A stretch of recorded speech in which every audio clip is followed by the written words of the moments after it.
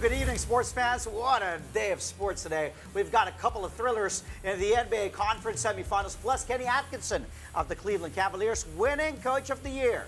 And we catch up with football star Neil Etheridge live via Zoom about his recent success in Thailand. I'm Andre Felix. And I'm Cheska Litungkalaw. And here's tonight's play-by-play. Ramiro, the show by Mamoy Lee. Puts it on. On the left side. Oh, the pass! The Makulas rejecting Esteban for the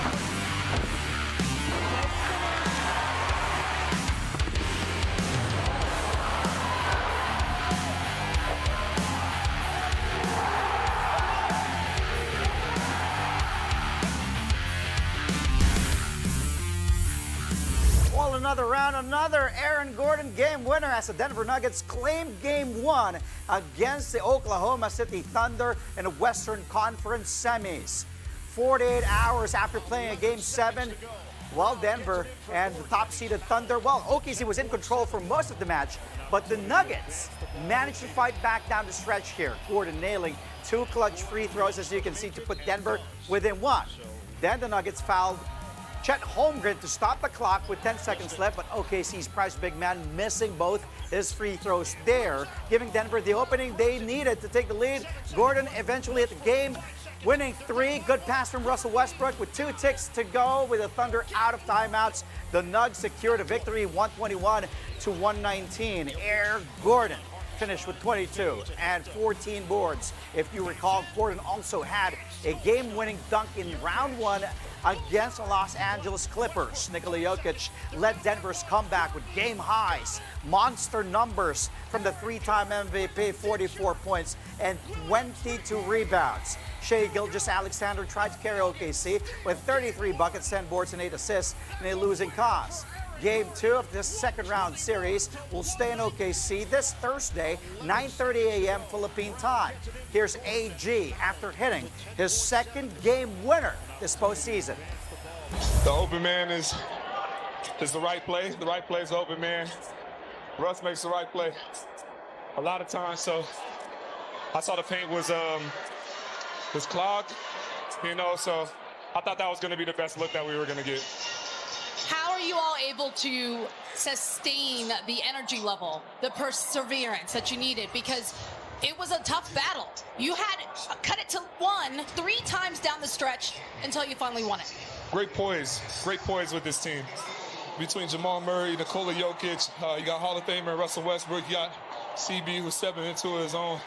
A lot of guys stepped up, but I think our poise and our belief that we were going to win, no matter the circumstances. How about the belief in yourself? This is your second game winner in the postseason. Feels good.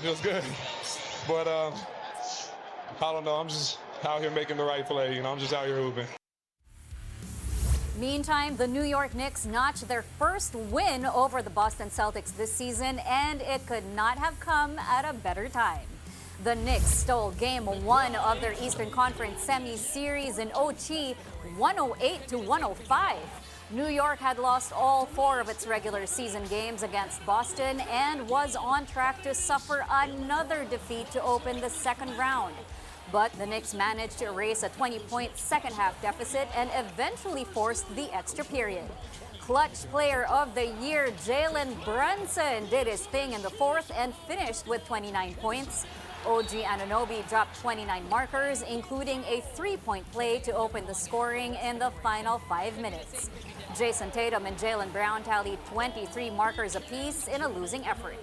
It didn't help Boston's cause when big man Kristaps Porzingis left the floor after just 13 minutes of play due to an illness. Game 2 stays in Beantown. Tip-off is on Thursday, 7 a.m. Philippine time. Here's Knicks head coach Tom Thibodeau breaking down his team's huge win and the things they still need to improve on. Yeah, no, I thought it was a great team win. We started well, then we fell into a hole, then we fought our way out, and then we made tough plays down the stretch.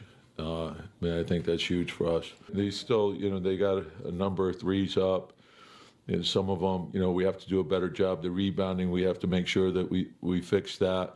So some were good, some have to be a lot better. You know, so the important thing for us is to understand what it is.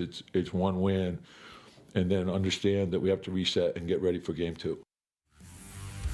Celtics superstars Jason Tatum and Jaylen Brown are owning up to their mistakes that led to their Game 1 loss. Boston's top duo shot poorly from the field, especially from three-point land. Tatum making just 7 of his 23 field goal attempts, including 4 of 15 from beyond the arc. Brown went 7 of 20 overall and just 1 of 10 from deep. As a team, the Celtics missed, get this, a whopping 45 three-pointers, resulting in a 25% shooting clip from 3. In the second half, overtime included, they had 49 shot attempts and only 10 going in. After the match, both Tatum and Brown addressed their team's three-point woes and what they should do better in Game 2. Probably some times that we settled. I think for myself, could have put more pressure on the rim.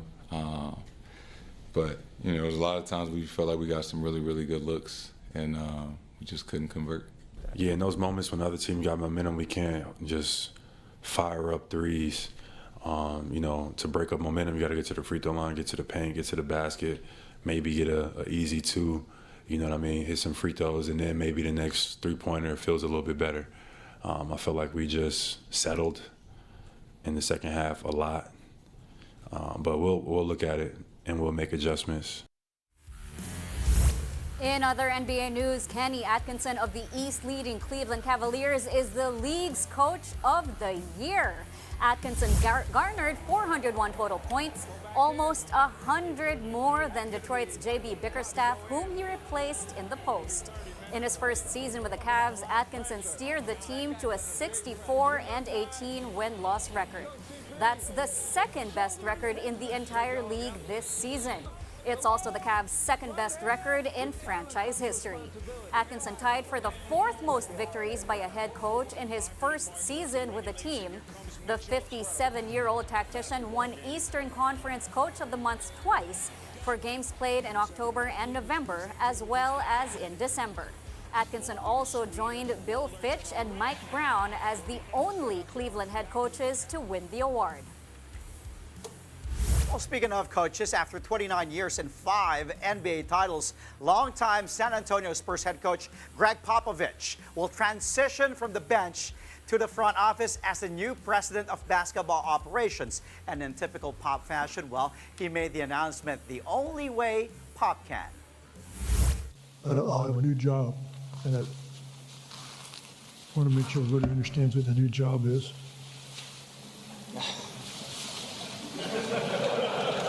I'm no longer a coach. I'm El Jefe.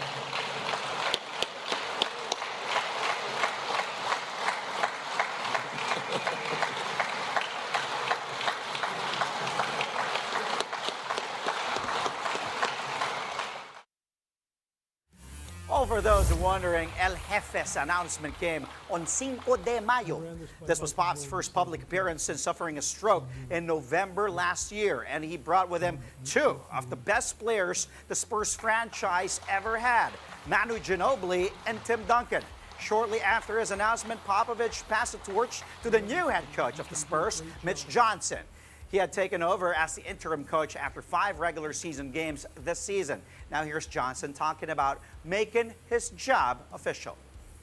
I am honored by this opportunity and even more humbled by the people that I'll be able to partner with and serve. I can't be him or El Jefe, but to be able to commit and invest in people and relationships, and that can be having to yell and hold someone accountable, and that can be to put your arm around someone's shoulder and love them. And he did it better than anybody I think that's ever walked the sidelines, and I will attempt to do it my way and whatever that looks like moving forward. After the break, we've got longtime Philippine men's football team goalie Neil Etheridge on his show. He'll talk about his most recent title in the Thai League. That and more when play-by-play returns, only here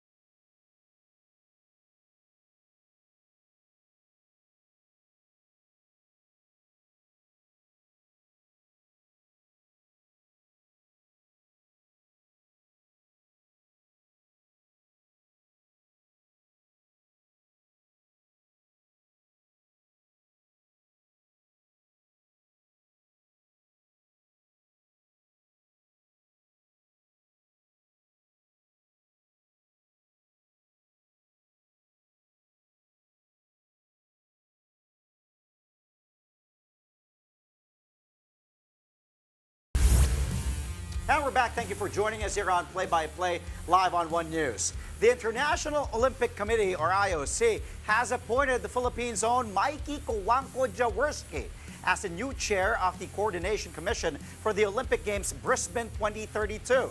Jaworski replaces Christy Coventry, who stepped down from the role after getting elected as the IOC president. Jaworski will chair the upcoming Coordination Commission meeting to be held from May 20 until the 22nd.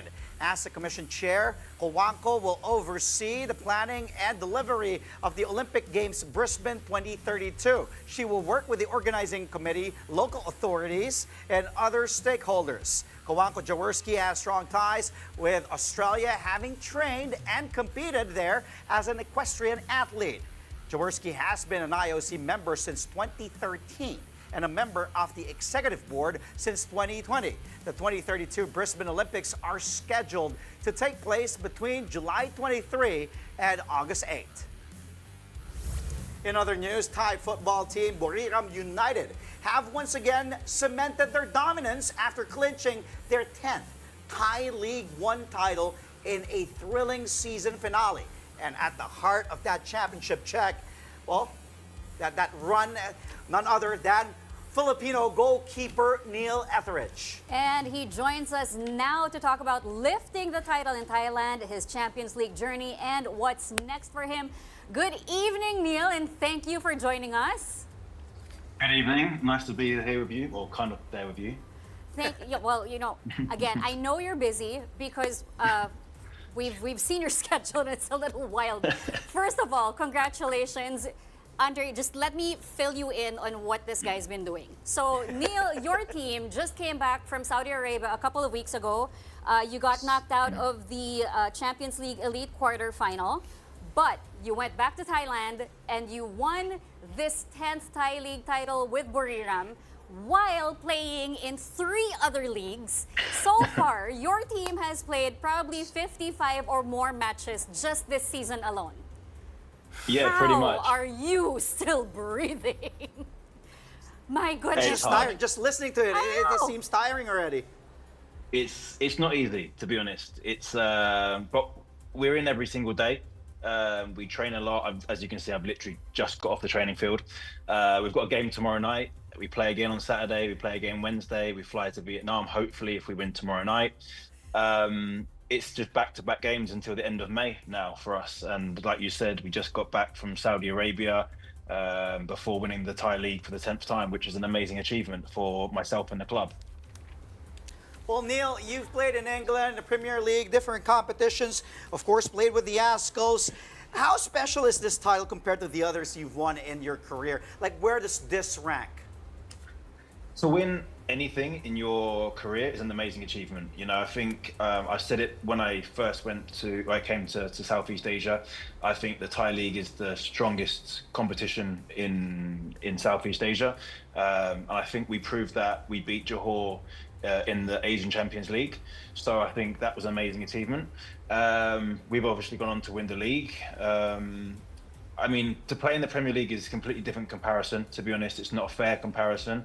But obviously, I'm very happy with my achievement, with the team's achievements, and yeah, I'm still obviously able to do my job. And Neil, we've seen your achievements all throughout your career, and just this latest one with the 10th title in the Thai League. But of course, just being able to balance all those things. Plus, your Champions League elite run. Can we touch on that a little bit? Because obviously with every country you've played in, with every team you've played with, there's always something that you bring with you in your game. So how has that Champions League elite run experience shaped you for this season? Well, when I first joined the club, Buriram, I spoke to the necessary people involved, and they wanted to bring me to the club not just because of my ability, but my leadership skills on the field, off the field. I think my ability speaks for itself. Majority of the time, and the club were able to reach the quarterfinals of the Champions League Elite, like I said, which is a massive achievement. It's something that doesn't happen very often. We actually got knocked out of that competition against the current winners. They won the competition. They went on to beat Al Hilal and I need to get this right, Kawasaki in the final. So the achievements that we've done so far at this club, I think I've kept the most clean sheets in the Thai league. I know that I'm top 4, top 3 in the Champions League as well. So it's not all down to me, but you know, the club wanted me to come in and with my experience and with my leadership skills and obviously perform on the field, and I believe that I've done that. And I know that the club are very happy with my performances throughout the year. Well, Neil, definitely another chip on your belt here, another championship. But let's shift things to the Philippine national team. Although you've clarified it, you haven't retired from international duty. I was looking at the lineup, and we're not sure if you will make a return, when you will make a return. Can you say probably this year? How do you feel about a possible return to the Philippine national team? Because this was always going to come up. Always. Look, for me, it's not my decision if I get called up or not. It's not my decision. I've made it very clear that I've spoken to people above the coach. I haven't spoken to the coach. You know, people send me bits and pieces. I try to just concentrate on my job here at Buriram while I'm here at the club. I've made it very clear that I've not retired. I know that my ability, I know what I can do off the field and on the field. I'm very happy for the national team. I think that they're progressing very well, and all credit to them. I still believe I have something to offer to that team. I've not retired, and Buriram have given me a platform within Southeast Asia to show everyone once again that, you know, arguably why I'm the best keeper in Southeast Asia. All right, Neil, I know Alex and your daughter are watching right now, and you had such a beautiful message for her on your Instagram post. But now we're going to ask you for your message for the Filipino fans who are obviously still following your career, who still look up to you as one of the trailblazers of Philippine football. Well, where do I start? I want to thank every Filipino supporter out there. There's some people that are close to me, some people that I always keep in contact with. Thank you ever so much for supporting me from day one all the way until now. I'm obviously a lot closer to home back in the Philippines now, which is a lot nicer with the time difference. But, you know, thank you for showing the support, the love. It's never forgotten. It's never overseen. And, you know, I'll be about it, whether I'm a part of the national team or whether I'm not. I want everyone to support the national team and get behind the country. Thank you so much for joining us, Neil Etheridge, and we hope to have you back on the show another time. Thanks, Neil. Thank you ever so Congratulations. much. Coming up, Filipina tennis star Alex Ayala is set to take on the world's best in Rome. The 19-year-old Ayala will make her Italian Open debut amid her new WTA career high ranking. The details when play-by-play returns. Stick with us.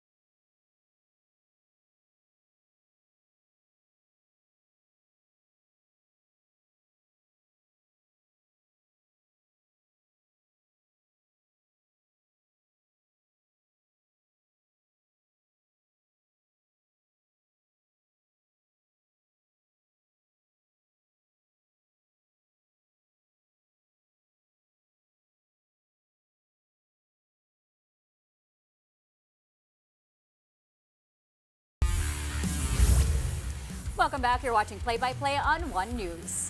Busy day in sports tomorrow with games on tap in UAAP Volleyball and the PBA. Let's start in the UAAP with a do-or-die match for the last spot in the men's volleyball finals. It's going to be the UST Golden Spikers and the defending champions, the NU Bulldogs, won last time at 2 p.m. at the Smart Araneta Coliseum. UST forced the decider after beating NU over the weekend. Catch tomorrow's game live on One Sports, the UAAP Varsity Channel, and the Pilipinas Live app. In the PBA Philippine Cup, the Blackwater Bossing and Rain or Shine Elasto Painters both look to bounce back from losses when they clash at 5 p.m. Then Barangay Ginebra San Miguel take on the NLEX Road Warriors at 7:30 p.m. Both games will take place at the Ninoy Aquino Stadium in Manila, but you can also watch them live on PBA Rush, RPTV, and the Pilipinas Live app.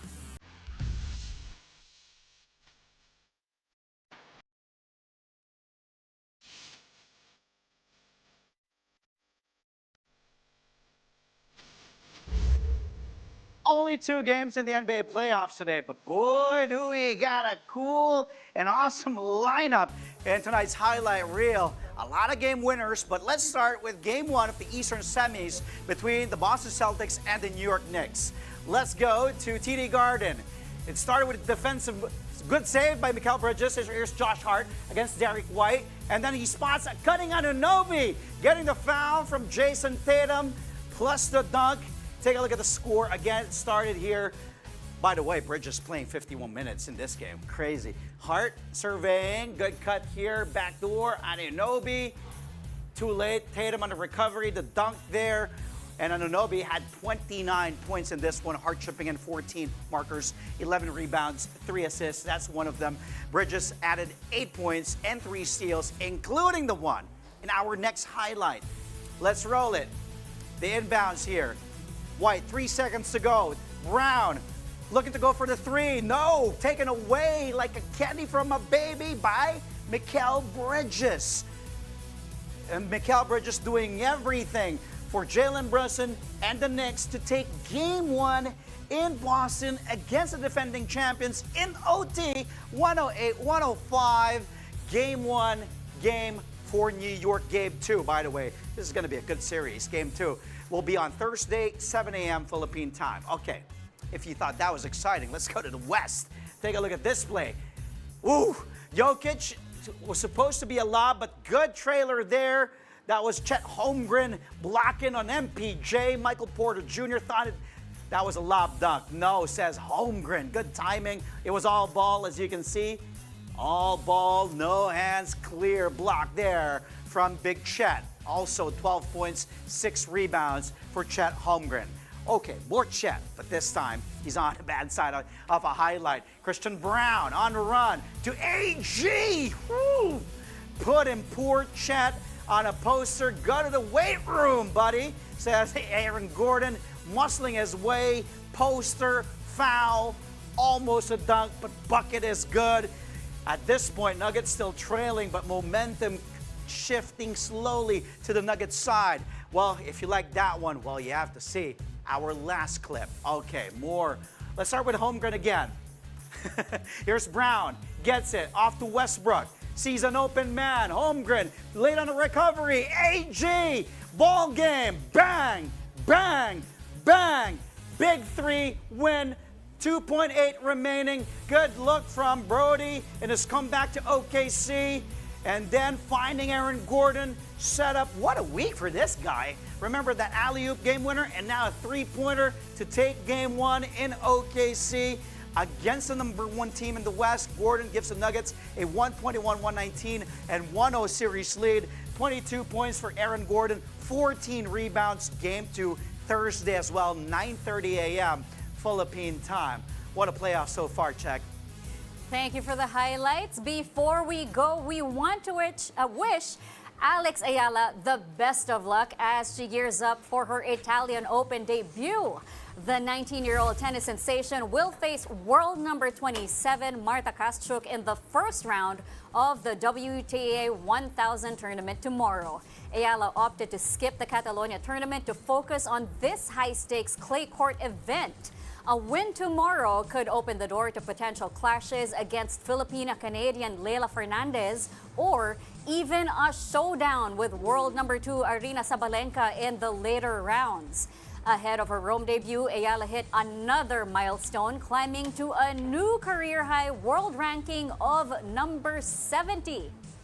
Alex just keeps on being on the headlines and also making good waves and making us really, really, really proud. And we will be here to keep telling her stories. Yes, of course. Non-stop, Alex Ayala, you go. And that's all from us tonight. Catch us again tomorrow at 8:30 p.m. for a play-by-play of today's top sports stories. Play-by-play is on One News, that's Signal TV Channel 8 on SD and Channel 250 on HD. We are also available on Signal Play and Pilipinas Live. I'm Andre Felix. And I'm Cheska Calao. Thank you for watching. Good night.